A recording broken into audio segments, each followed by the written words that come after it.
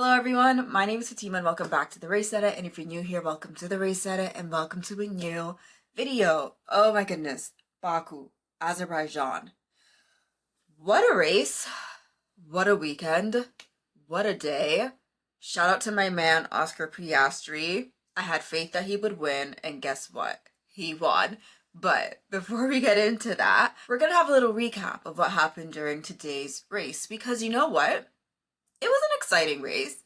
While at one point I was like, I don't know what's gonna happen today. Overall, by the end of the race, things got a little bit spicy, things got a little bit exciting, and the ones who crashed were not the rookies. So good for them. I'm so happy. It was not the rookies who took each other out. Although Behrman and Colapinto did have a moment where they were racing each other, but hey, they didn't take each other out, so all's well that ends well, right? I like to start these recaps from the bottom up, so that means we're gonna start off with the Cash Apps. The Cash App team. That is because Yuki Tsunoda, another terrible race weekend for him. Didn't finish the race. That's 2 weekends in a row. He DNF'd. Daniel Ricciardo, P13. Don't have much to say on the Cash App bros. Unfortunately, that's just how their weekend was. Danny Rick, P13. Cool. We move. Let's go on to Aston Martin with Lance Stroll, another DNF, and Fernando Alonso, P6. Okay. Stroll also had a pretty terrible race weekend. I mean, earlier on this weekend, he was talking about how bad the car was, how it was not a car. He doesn't know what it is, but this is not a car. And then he had a little incident with Yuki Tsunoda at the start of the race, and therein resulted in his race pretty much plummeting from there. Alonso, you know what? Maybe it's me, or maybe it was the broadcast. I don't think I saw too much of Alonso or even know exactly how he ended up in P6, but I mean, I know how he ended up in P6 because of course with the crash that we'll be talking about later on, it brought everyone up forward because that's what happens when two cars are taken out because of a crash. But yeah, aside from that, okay, Alonso. Then we have Ferrari, which we're going to get into later on, but we have Ferrari with a DNF for Sainz and P2 for Charles. We'll get into Charles's P2 and we'll get into Sainz's DNF later on. And then, of course, Red Bull, DNF for Perez, and a P5 for Max Verstappen. Now, I'm also going to get into the Red Bulls after as well, too, because I feel like the Red Bull, the McLaren, the Ferrari, they're all tied together when it comes to this race. So we'll talk about those three towards the end. Then we move on to Sauber. Zhou did start from the pit lane, so you know what? Okay. Bottas, my heart hurts for Bottas. P16 for Bottas, P14 for Zhou Guanyu after all the DNFs. He landed P14 at the end of the race. That's just the Sauber way. One day they'll get points. Apparently it's not today, but one day they'll get their points, right? Then we have Alpine, Ocon P15, and then Gasly P12. Terrible race weekend for Esteban Ocon. Just absolutely terrible race weekend for Esty Bestie. Oh my gosh. His entire weekend, just something kept going wrong. And then he also started this race from the pit lane as well because he took on a new power unit. While Gasly, terrible race weekend for him too. Alpine, what the heck, man? One weekend you're doing, I don't want to say great because I don't think they've even been in a place where they've been great this season. But one weekend you're doing good. And then the next, your engine is just, oh, Renault. Man. Now imagine if Red Bull had stayed with Renault throughout everything. Would Max Verstappen even have a championship? Probably not, let's be honest, but hey. Cool. As he finished P12 after he was disqualified from qualifying due to a fuel flow breach, so that was also pretty much Gasly's race weekend done. It was just a rough weekend, I think. Funny enough though, I feel like this weekend it wasn't more so people crashing out and due to car damage, but it was more so just due to failures of the cars themselves. I mean, obviously we had our crashes, which we'll get into. I mean, we had our crashes in FP1 and FP2, etc. But it was more so the cars just failing the driver. Then we have Haas. Oh, Haas. We had a Ollie Behrman point. I'm so happy, but let's stop. I'm getting ahead of myself. Nico Hulkenberg, P11. Ollie Behrman, P10 in his second race. Two races for Ollie Behrman where he finished in the points. As we know, he made history because he's the only driver in Formula One history in his first two races to have points for two different constructors. Anyway, I'm so happy for Ollie Behrman. He was so hard on himself and so sad after Q2 when he didn't make it out of Q2, and it's nice to see that that disappointment is kind of, I guess, null and void. Now, of course, like, you go out in Q2, it affects your race because of the position that you start in, and maybe he could have had more points this race, but hey, a point is a point, especially coming into Formula One the way that he's coming into Formula One and getting a point for his team. Great stuff. Then we go on to my good friend Mercedes. We have a Lewis Hamilton P9 and a George Russell P3. I will also be speaking on Mercedes towards the end once I'm done going through how the teams finished. So we then go on to Williams with a Franco Colapinto P8. Let me rewind though. Alex Albon P7, Franco Colapinto P8. Williams, this is exactly what you needed. This is exactly what Williams needed. Oh my gosh. Listen. At one point this weekend, I really thought we were going to have a Williams front row lockout and they were going to be 1-2 at the starting grid and it was all going to be easy breezy lemon squeezy. Don't ask me why, but Williams double points. When was the last time that's happened for Williams? Seriously. Listen, why didn't we have Franco in the seat at the start of the season? I'm so sorry, Logan Sargent. I actually am so sorry, Logan Sargent, and I understand why James Vowles wanted to give him that second chance, but now you have a driver who, yes, did he crash? Sure, it wasn't a crazy crash, and he was able to rectify all of that by bringing in points. Like, he's no joke.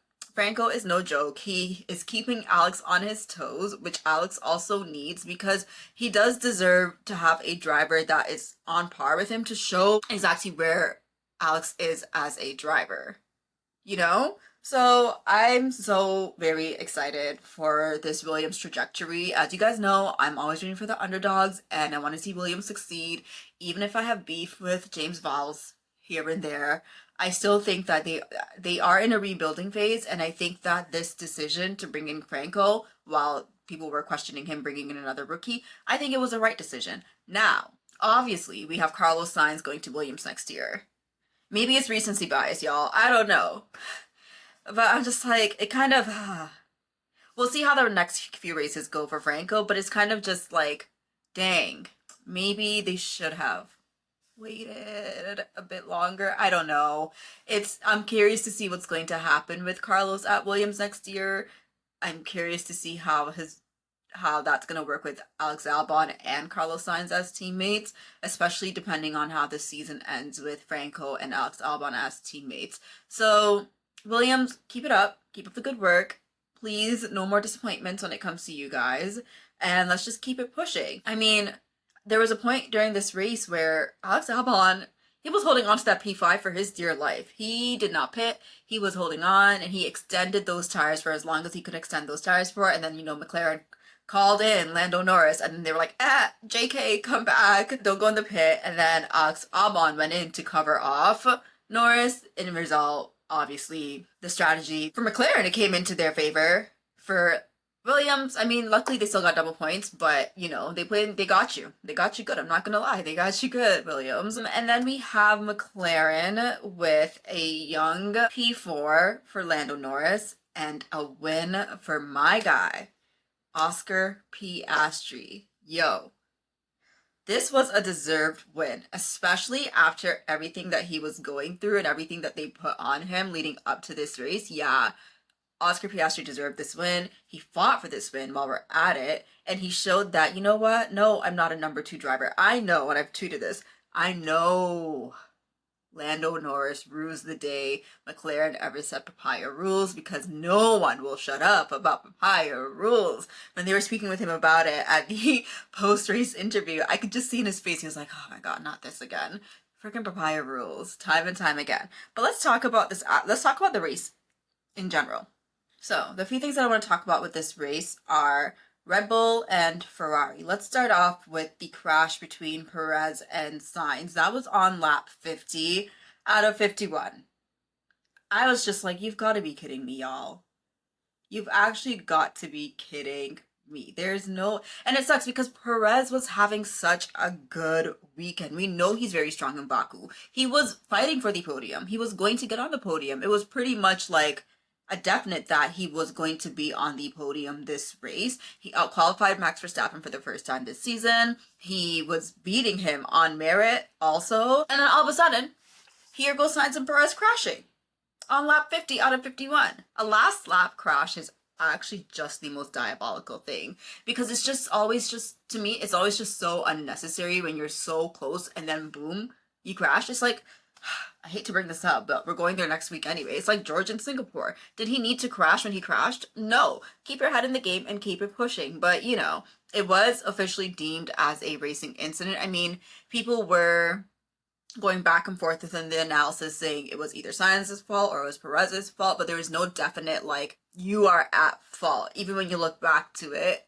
you can blame both drivers. You can. But it was deemed by the FIA after they went to the stewards as a racing incident. I'm just going to pull it up here right now, what they said verbatim. So the FIA said no further action. The stewards heard from driver of car 11, Perez, the driver of car 55, Sainz, team representatives, and reviewed positioning, marshalling system, data, video, and in-car video evidence. Sainz and Perez made contact and crashed shortly after turn 2 on lap 50. This is a situation where a small touch had significant consequences. The stewards reviewed how the incident occurred, not the consequence. Sainz passed Perez after turn 1 and was completely ahead of the apex of turn 2. With a compromised exit by Sainz, Perez pulled to the inside of Sainz. Sainz reported that he was aware of Perez to his side. Perez, being slightly behind, was in a better position to see the relative location of the cars, but as the two cars approached the wall on the right at the exit of turn 2, they were about 1 meter apart. From this point and throughout the incident, neither driver steered erratically, and indeed both kept their steering wheel very neutral. The stewards checked the driving line of the drivers on previous laps. Sainz was on or close to his normal racing line, which forms a straight angle away from the right-hand wall. From the exit to the point of the contact, he moved approximately 1 car width further away from the wall. Perez moved approximately half a car width further away from the same wall, being more parallel to the right-hand wall. It was thus apparent that while ahead and having the right to drive his line, Sainz did move slightly towards a car that he had limited vision of. At the same time, there was nothing unusual about Perez's line, but he could have done more to avoid the car that he had better view of.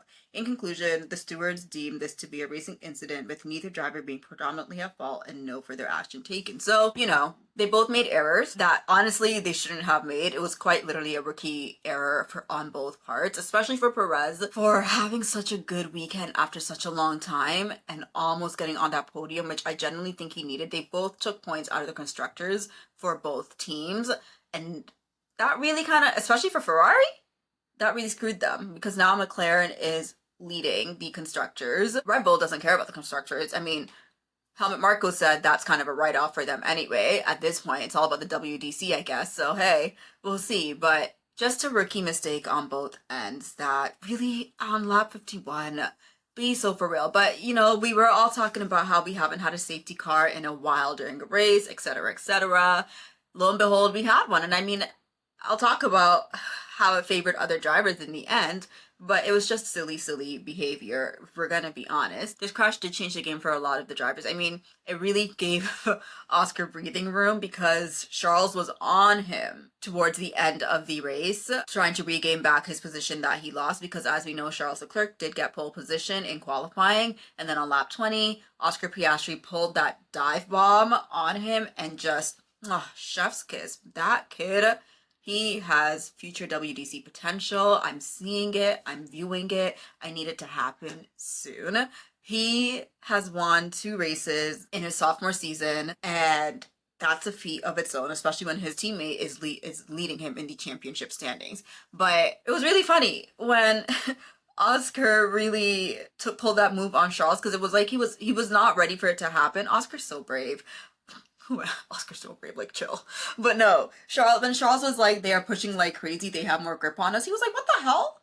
Ferrari has had pretty good tire wear advantage this season. I feel like they've been doing, compared to previous seasons, this season when it comes to their tires, they've been doing pretty well. So it was actually quite a shock to see. I mean, I guess he still held on pretty long enough, but it was quite a shock to see how well Oscar was able to keep up with Charles, especially because we know that Oscar was facing really bad tire wear. But What a win. This crash, as we know, took Perez out of P3, took him out of podium contention, and took Sainz out of P4, and that then put George Russell, that man is so lucky. That then put George Russell P3 and on the podium. I need to have his luck at some, like, what do you mean? What do you mean? If there's one thing about George Russell is he's going to get lucky. And he got lucky. You know? I actually can't believe it. It's actually diabolical. Like, what? George, teach me your ways. What's going on here? But I want to talk about Mercedes for a second because they really got me, they got me going today. I was not happy with them. So as we know, the race started at 7 a.m. for me. So I woke up at like 6:50. And I woke up and went online and I saw that Lewis Hamilton was starting from the pit lane. And I was like, hold on a second. Didn't we qualify P7? What do we mean we're starting from the pit lane? What happened here? He took on a new power unit, or Mercedes. They took that penalty now for putting in that new power unit, meaning that Hamilton was starting from the pit lane. Now, what makes me so upset about this whole Mercedes thing is we know the story, we see the story. We've seen it happen time and week in, week out. We've seen Lewis come in, FP1, FP2. The car is great. Nothing seems to be going wrong with the car. He's finishing the practice sessions, P1, P2, P3. He's in the top. And then come FP3, come qualifying, he's nowhere. But yet, George Russell, all of a sudden, who was struggling with the tires, struggling with the temps, struggling with this, struggling with that, it's all of a sudden he's found the pace. And maybe that's to do everything with George Russell and looking at that car and fixing the mistakes and the errors that he made the prior night. But it's just been like time and time again. And then we go into Sunday where Toto Wolff says that they were experimenting on Lewis Hamilton's car. And could this be Lewis Hamilton's idea? Sure. Could it be just Mercedes' idea? Also, sure. I don't know. I've said this before and I'll say it again. I don't care if Mercedes experiments on the car. I don't. But you have a driver who's leaving the team, who's taking these hits with all your experiments, which doesn't make any sense to me because what happens next year now when you're still experimenting on this car? Because you've been experimenting on your car for 3 freaking seasons now. So what happens next year when you're still experimenting on the car, but now you have George Russell who you're experimenting on, and you have rookie Kimi Antonelli who is a rookie and will probably make rookie mistakes. These experiments aren't helping. These experiments are not helping. The car is just bad. I'm sorry. Yeah, we might have 3 wins under our belt with this car, but it's been an unpredictable season. Let's be honest. Like, it's been an unpredictable season. So I guess where I'm trying to get with Mercedes and their experiments are, it's like, it comes a point where George Russell also has to take on these experiments, not because I'm saying it's unfair, because Lewis is always taking the experiments, but I'm saying he needs to also pull his weight, because come next season when he's dealing with these experiments and the car is not working, how is he going to handle it? We already know that when he's under high pressure situations, things can go kind of wonky for George. So what happens now when you have a rookie driver who's in, and then a driver who's your team leader, who's the one who's gonna take you guys to the top, is not able to work with the car when it comes to experimenting? Did I articulate that point well? I don't know, but I think you guys know exactly. I think you guys know where I'm getting at with this. I hope. But yeah, Mercedes is just silly. The strategy they put Lewis on was silly. Why did he start on the mediums when he should have started on the hards? We saw, look how where Lando ended up, starting on the hards from P16. 15? From P15. Look how where Lando ended up versus where Lewis ended up. And the only reason that Lewis ended up in points, even though Bono was believing that he was going to finish P9, the only reason he finished P9 was because of the crash between Perez and Sainz on lap 50. There very well is a universe where Lewis did not finish in the points as they were predicting. So, I don't know. Mercedes needs to just face their front.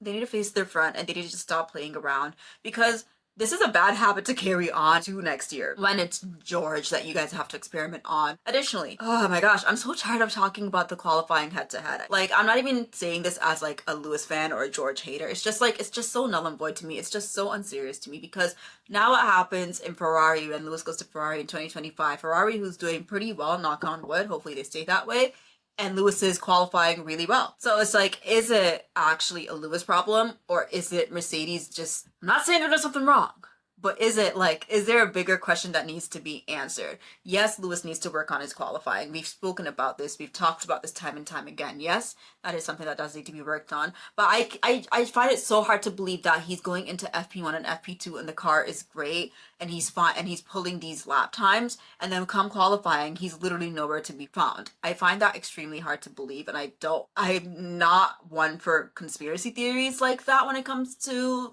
these teams, and maybe I should be at this point, but I'm just like, why? Mercedes, I'm actually at a loss for words at this point when it comes to them. I'm at a loss for words. And George, you lucky mother clucker. I'll give you that. And you know what I'll also give George is when he called out the Pirelli tires, because he's right. What is going on with the Pirelli tires? Why is it that, like you said, it's not just Mercedes, it's other teams as well who are facing these issues with the tire temps. Like, they got to figure something out here, because we can't keep going into each race facing tire temp issues. We just can't. So, George, I'll give you that. And I feel like you incited chaos this weekend by saying you want the top four to crash so you could win. But hey, I'll give George his dues there, I guess. But overall, Mercedes, I don't want to hear any more tire temp issues when it comes to Lewis. I don't. If you're going to sacrifice him with your chest.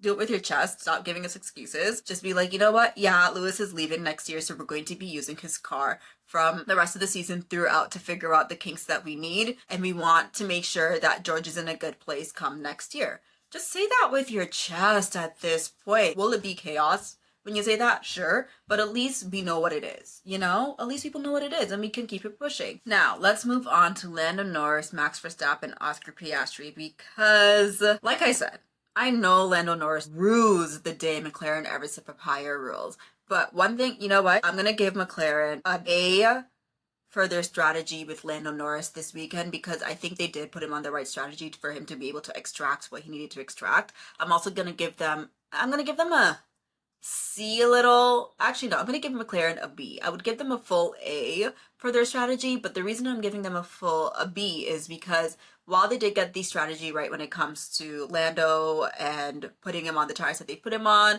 and ensuring that he was able to achieve a P4 with the crash, and then of course Oscar winning the race, the only reason I'm giving them a B is because they did kind of fumble a little bit with the strategy when it came to not hitting Oscar when they should have hit him, and then having to sacrifice pretty much Lando to hold Perez back when they knew he was on those old hard tires. But they got lucky because Lando was able to hold Perez off. Oscar was able to come out ahead. So, McLaren, you get kind of a B for strategy. But we had a great race, didn't we? We had such a great race for Oscar Piastri. Like, I was really hoping, I was like, listen, if Lewis can't win the race, it has to be Oscar. And Oscar won the race, and Charles got P2. I know Charles is hurting, because there was a point where we thought he could win, and he probably thought he could win too, but I just think Oscar did exactly what he needed to do to make sure that he won the race, and Oscar has such a bright future ahead of him.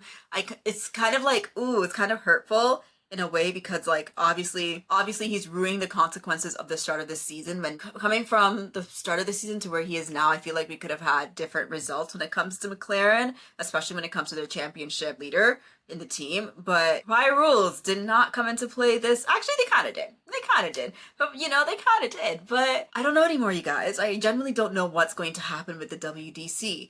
Red Bull's in a really bad place right now, like a really, really bad place. Like, Max is not happy with that car at all. I mean, I guess Checo did, before the crash, have a pretty good race, and he was going to finish on the podium, so maybe they're not that far off. But Max, the championship leader, very unhappy with the car. Lando started P15 and finished ahead of Max P4. Max finished P5. And Lando got the fastest lap towards the end because Max wasn't able to do so due to the crash. So, I don't know what's going to happen. To me, I think it would still be a shock if Max didn't win the WDC, but I do think it's going to be interesting now for McLaren, because they have Oscar, who is not backing down, rules or no rules. He is going to be putting up a fight each weekend, as he should. And then you also have Ferrari, who, with this package that they have underneath them, they're real contenders for the constructors. Maybe not for the WDC, but they could keep chipping away at Lando Norris's points, especially Charles. Charles is getting there, and Singapore is another really good racetrack for him. So yeah, Ferrari's in the game. it's all or nothing now at this point when it comes to Formula One. With 7 races left come Abu Dhabi, I actually don't know what's going to happen. I just, yeah, each weekend I'm just like, each weekend I have an idea of what I think's going to happen, and then each weekend I'm shot down. I'm shot all the way down, but just an interesting race nonetheless. I'm really happy for the rookies. Go Behrman, go Franco. I hope to see Franco have a full-time seat come soon. I do. It kind of sucks. I'm kind of like, maybe, Williams and RB can do a little switcheroo. You know how they had, like, DeVries was allegedly supposed to go to Williams, but then he chose Visa Cash App, the Red Bulls. Maybe you can do a little switcheroo. Instead of Franco at Williams, you can go to the Visa Cash Apps. But do I want Franco with RB? Not really, actually. I don't need him on that team. But that's all I have to say. I'm so sorry if this was all over the place. I'm extremely sleepy. I am extremely sleepy, and I wrote notes, and I don't know if I actually read my notes right. But that's all I have to say for today's race. Thank you all so much for sitting here and watching this video. If you did like this video, please feel free to like and subscribe, and I will see you all in the next one. Thank you so much, and have a wonderful, wonderful day.